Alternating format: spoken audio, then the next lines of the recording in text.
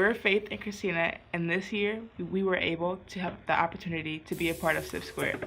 One of the directors we specifically got to focus on was Zakiya Dorset, the director of the revival movie, Women of the Word.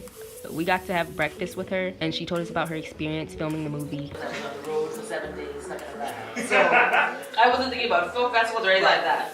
And then once I got the footage, I was thinking, oh my God, can we just make this film?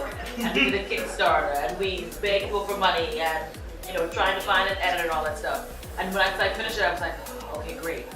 And then I just submitted to one film festival and I got in. And I was like, oh, okay, this is exciting. And then next thing you know, I was in LA.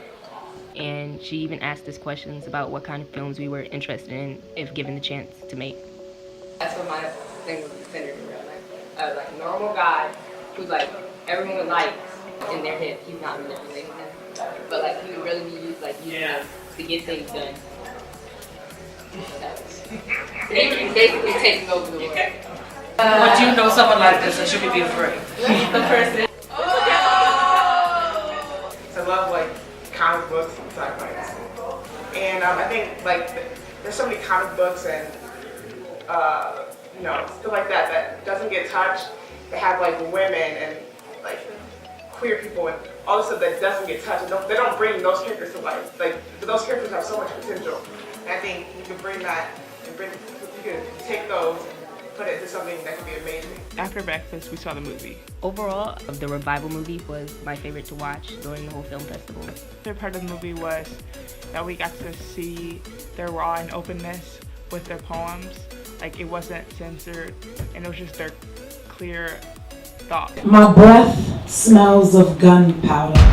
When I open my mouth, nigga duck. And also through B's music. How down to earth the people were in the movie. They weren't like characters to be, they were actual like real relatable people. After seeing the movie, we had the chance to interview Zakiya and ask her questions. Well, I met my protagonist, Jade Foster, now known as Yanni Supreme, back in 2009. And she invited me to her poetry performance. And I was like, oh, this is so cool. There was like all these women there. They seemed to know each other. There seemed to be like a camaraderie around it. And after that, I was like, okay, cool. And I'm like, this would kind of be cool to see these women in action on the road. And so I tested it out. I went with her in 2009 to do it. And I was like, this can totally be done. And so the following year when they did it again, that's when I documented it. And I thought that was important because it was a story that was not being told.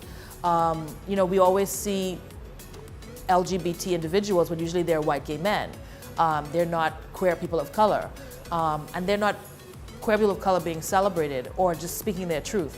And I think we needed more of that, and so that's why I did it. Overall, the whole experience was a great one.